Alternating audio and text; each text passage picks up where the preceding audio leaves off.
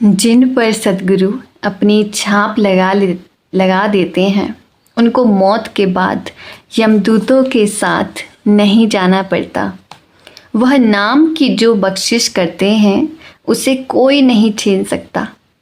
एक अन्य स्थान पर हज़रत ईसा ने ज़ोरदार लफ्ज़ों में कहा है, पृथ्वी और आकाश मिट जाएंगे पर मेरे शब्द कभी नहीं मिट सकते।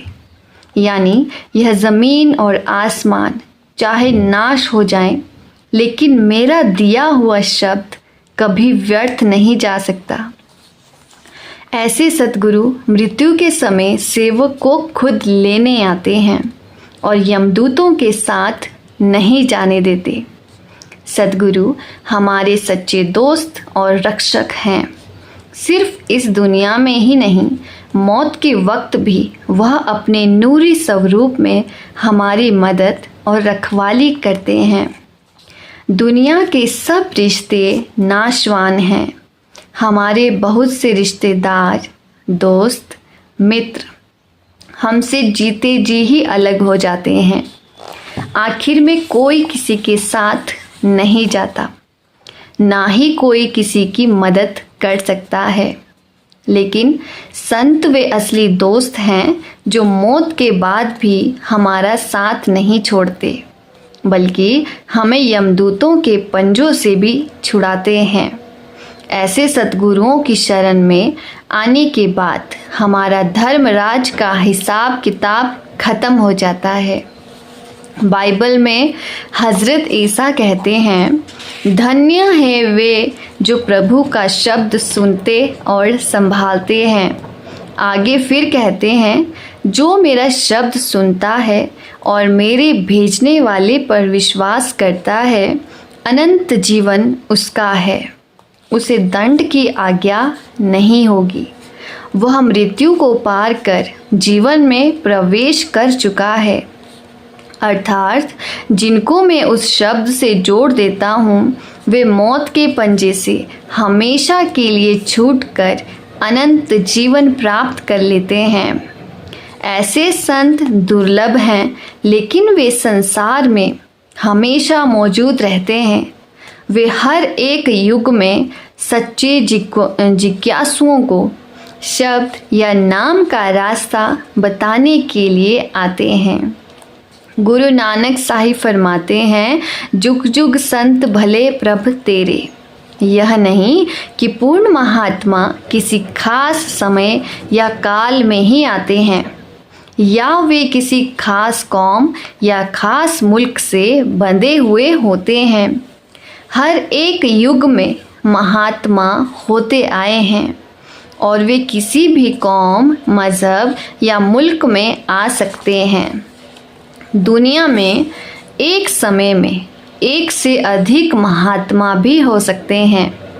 ऐसे महात्मा दुनिया में समाज पर बोझ बनकर नहीं आते, बल्कि अपनी मेहनत की कमाई करके संगत की मुफ्त सेवा करते हैं। गुरु नानक साहिब ने खुद अपने हाथों से खेती की, अपने बाल बच्चों की परवरिश की और साध संगत की मुफ्त सेवा की। अगर कोई गुरु और पीर बनकर अपने शिष्यों और सेवकों से मांगता फिरता है, तो उसके पैरों पर कभी माथा ही मत टेको। जो महात्मा खुद अपनी मेहनत की कमाई करके अपना जीवन बिताता है और संगत की मुफ्त सेवा करता है, ऐसे महात्मा की खोज करनी चाहिए। हज़रत ईसा भी बाइबल में कहते हैं, तुम्हें मुफ्त मिला है, मुफ्त ही दो। कबीर साहिब के जीवन के वृतांतों से पता चलता है कि आपने सारी उम्र कपड़ा बुनकर गुजारा किया, अपने बाल बच्चों की परवरिश की और साध संगत की मुफ्त सेवा की। हालांकि शाह बलख बुखारा जैसे आपके सेवक रहे हैं, जो आपको दुनिया की हर नियामत और आराम दे सकते थे। आप अपनी वाणी में कहते हैं, शीश तो ऐसा चाहिए गुरु को सब कुछ दे। गुरु तो ऐसा चाहिए शीश से कछु न ले।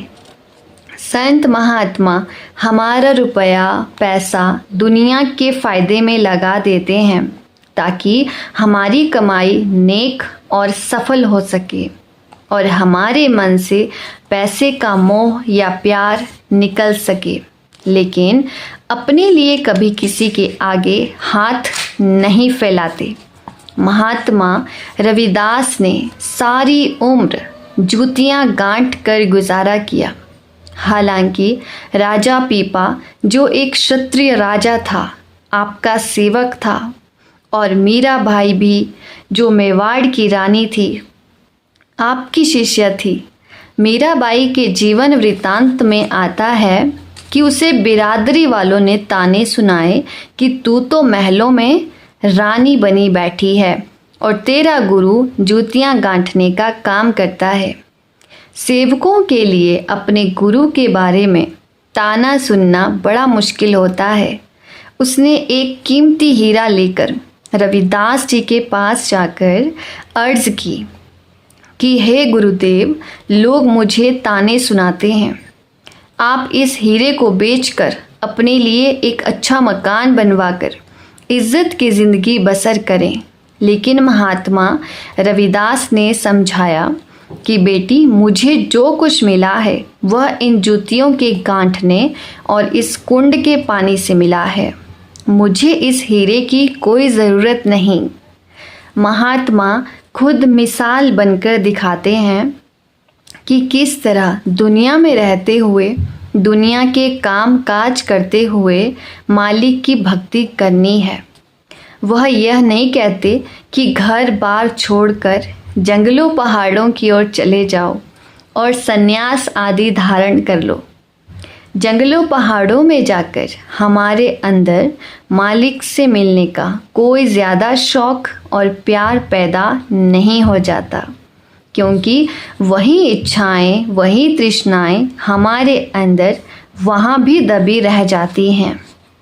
जिस समय फिर दुनिया का सामना करना पड़ता है तो वही इच्छाएं हमें उंगलियों से नचाना शुरू करती हैं, बल्कि हमारी हालत साधारण मनुष्य से भी बुरी और बदतर हो जाती है। हमें दुनिया में किस चीज़ की ज़रूरत है? शरीर को ढकने के लिए और गर्मी सर्दी से बचने के लिए कपड़ों की ज़रूरत है। पेट को भोजन और रहने के लिए किसी कोठरी या मकान की ज़रूरत है। इन ज़रूरतों को हम जितना भी चाहें बढ़ा लें या कम कर लें, लेकिन जहाँ भी हम जाते हैं ये ज़रूरतें हमारे साथ ही जाती हैं। जंगलों पहाड़ों में जाने से क्या होता है? हम सफ़ेद कपड़े उतार देते हैं, भगवे पहन लेते हैं, लेकिन कपड़े की ज़रूरत तो फिर भी महसूस हुई। अपने घर का बनाया हुआ भोजन छोड़कर लोगों के आगे जाकर पेट के खातिर हाथ फैलाना पड़ता है, लेकिन पेट ने खाना तो फिर भी मांगा। अपने घर का सुख और आराम छोड़कर किसी गुफा, कंदर या आश्रम में जा बैठे। सिर ढकने के लिए किसी न किसी जगह की तो फिर भी ज़रूरत पड़ी। हमसे उन चीज़ों में से कोई भी चीज़ नहीं छूटी। उल्टे हम अपना बोझ समाज पर डाल देते हैं और आलसी बन जाते हैं। लोगों की कई तरह की खुशामदें करनी पड़ती हैं और कई तरह के झूठ सच अपने पेट के खातिर बोलने पड़ते हैं। महात्मा समझाते हैं कि दुनिया में हमें सुरमा और बहादुर बनकर रहना है। दुनिया में रहते हुए भी दुनिया की गंदगी में नहीं फंसना है। जिस तरह कमल का फूल पानी में पैदा होता है, लेकिन हमेशा पानी से बाहर रहता है, हालांकि उसकी नाल और जड़ पानी के अंदर होती है। जिस प्रकार मुर्गाबी पानी के अंदर रहते हुए भी सूखे परों से उड़ जाती है, इसी तरह हमें भी दुनिया में रहते हुए अंदर अपनी सूरत को शब्द के साथ जोड़कर भवसागर से पार होना है। एक मक्खी जो शहद के किनारे पर बैठती है, शहद का स्वाद भी लेती है और सही सलामत उड़ भी जाती है, लेकिन अगर वह शहद के अंदर फंस जाए तो वह स्वाद भी नहीं ले सकती और तड़प तड़प कर अपनी जान दे देती है। दुनिया में हमें इस प्रकार रहना है जिस प्रकार एक विवाहित लड़की अपने माता पिता के पास रहती है। वह माता पिता की सेवा भी करती है और घर का कामकाज भी करती है, लेकिन माता पिता के घर रहते हुए भी वह अपने पति को कभी नहीं भूलती। उसका मन सदा अपने पति के चरणों में ही लगा रहता है। इसी प्रकार हमें भी दुनिया में रहते हुए दुनिया के लेन देन का हिसाब खत्म करते हुए अपनी लीव उस मालिक की भक्ति और प्यार में लगाए रखनी है। इसलिए संत महात्मा हमें यही उपदेश देते हैं कि अपने घर बार में रहते हुए हक हलाल की कमाई करते हुए मालिक की भक्ति करो। हमें ऐसे महात्मा की खोज करके ही उनसे शब्द या नाम का भेद लेना है। मालिक ने अपने मिलने के लिए यही कुदरती कानून बनाया है कि सच्चे शब्द या नाम की कमाई के बगैर हम कभी मुक्ति प्राप्त नहीं कर सकते और सतगुरु के बिना हमें नाम की कमाई करने के तरीके और साधन का पता नहीं चल सकता। हज़रत ईसा भी इस ओर इशारा करते हैं, मैं तुझसे सच कहता हूँ, जब तक मनुष्य दोबारा जन्म नहीं लेता वह खुदा की बादशाहत नहीं देख सकता। नया जन्म लेने से मतलब उस नाम या शब्द से जुड़ना है जिसे पाकर इस नाशवान संसार से हमारा संबंध टूट जाता है और हम अपने परमपिता परमात्मा के घर जाने के काबिल बन जाते हैं। एक और स्थान पर हज़रत ईसा फरमाते हैं, अब उस शब्द के द्वारा जो मैंने तुमसे कहा है तुम शुद्ध हो, अर्थात मैंने जिस शब्द से तुम्हें जोड़ा है उसने तुम्हें पापों के भार से मुक्त कर दिया है। वह मालिक खुद मुख्तार है, स्वाधीन है, जो चाहे अपने मिलने का तरीका बना सकता है। इसमें किसी का कोई दखल नहीं। जो भक्ति उस परमात्मा को मंजूर है वह शब्द या नाम की कमाई है। दुनिया व्यर्थ भ्रमों में फंसकर इस 84 के जेल खाने में भटक रही है। उस नाम के बगैर तो मुक्ति का कोई और रास्ता ही नहीं है। नाम की कमाई करने का रास्ता छोड़कर अगर हम किसी और रास्ते पर चलने की कोशिश करते हैं तो अंत में मौत के समय पछताना पड़ता है कि यूं ही अपने कीमती समय को व्यर्थ की बातों में गंवा दिया। शब्द या नाम की कमाई के बगैर मालिक के दरबार में जाने की कभी इजाज़त नहीं मिलती और यमदूतों के हाथों खराब होना पड़ता है। शब्द या नाम की कमाई के सिवाय और कोई उपाय और तरीका नहीं है जिससे हम देह के बंधनों से छुटकारा प्राप्त कर सकें। बाकी जितने भी साधन जैसे जप तप पूजा पाठ दान पुण्य वगैरह हैं, सबका फल हमें ज़रूर मिलता है, लेकिन उनका फल लेने के लिए हमें फिर से देह के बंधनों में आना पड़ता है। नेक कर्म करते हैं तो राजा महाराजा बनकर आ जाते हैं, सेठ साहूकार बन जाते हैं, कौमों मज़हबों मुल्कों की हुकूमत हासिल करके आ जाते हैं, ज़्यादा से ज़्यादा बेकुंठों स्वर्गों तक पहुंच जाते हैं। लेकिन ये भी भोग योनियां हैं जो एक निश्चित समय के लिए होती हैं। उसके बाद हमें फिर 84 के जेल खाने में ही आना पड़ता है। लेकिन नाम की कमाई हमें हमेशा के लिए देह के बंधनों से आज़ाद कर देती है। इन सब चीज़ों का फल शब्द की कमाई के फल के नीचे रहता है, यानी हमें काल के दायरे में ही रखता है।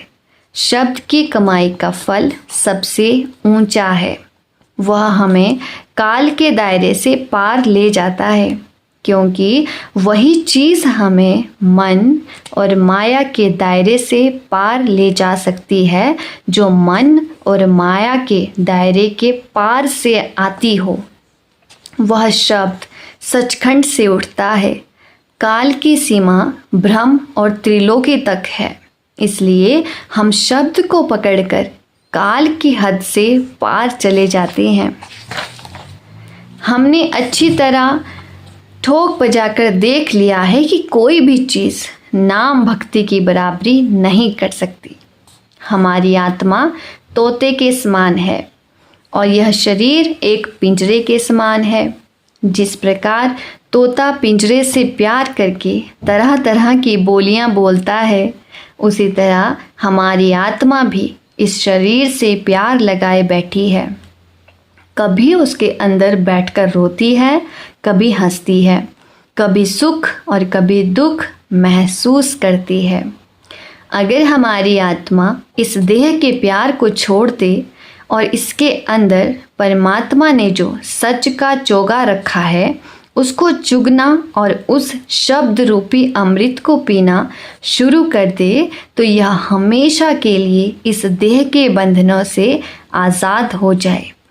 नाम की कमाई के बगैर जो भी साधन या तरीके हम मुक्ति की प्राप्ति के लिए अपनाते हैं, वे हमें देह के बंधनों में और ज़्यादा फंसा देते हैं। अगर हम ज़मीन में बेमौसम का बीज बोते हैं तो हम कितना भी हल चला लें, अच्छी से अच्छी खाद डाल लें और पानी आदि समय पर दें, तो भी वह फसल हमारे घर नहीं आ सकती। हमारी सब मेहनत, बीज और खर्च फजूल चले जाते हैं।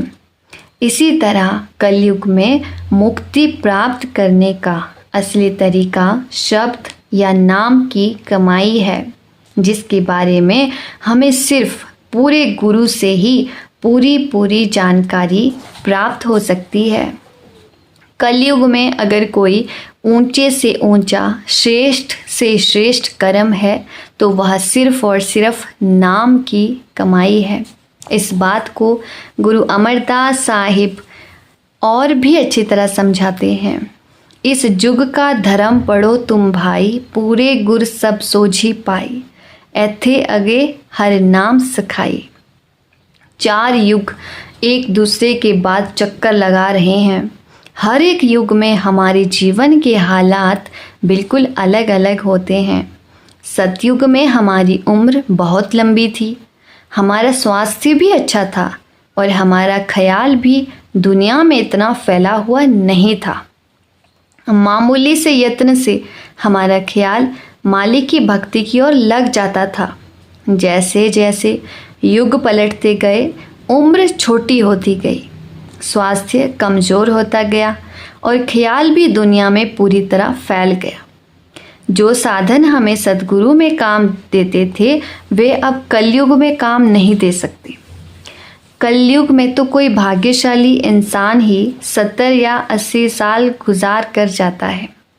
स्वास्थ्य भी इतना कमज़ोर है कि 1-1.5 घंटा भी हम लगातार मालिक की भक्ति एक आसन पर बैठकर नहीं कर सकते।